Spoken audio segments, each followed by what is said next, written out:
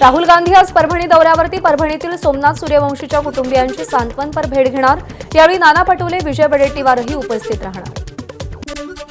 परभणी प्रकरणामध्ये मुख्यमंत्री फडणवीसांनी न्यायालयीन चौकशीचे आदेश दिलेत। मग राहुल गांधी परभणीत येऊन जातीय द्वेष पसरवणार का? भाजपा आमदार आशिष देशमुख यांचा सवाल।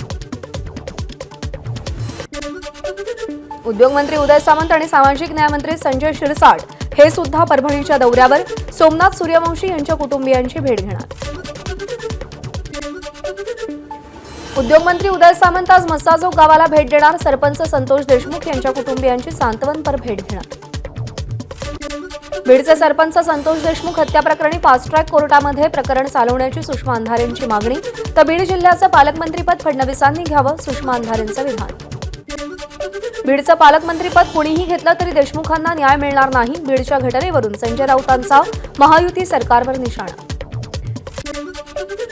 मंत्री धनंजय मुंडे आज पत्रकार परिषद घेणार। वाल्मिक कराड यांच्यावर झालेल्या आरोपानंतर धनंजय मुंडे काय बोलणार याकडे लक्ष।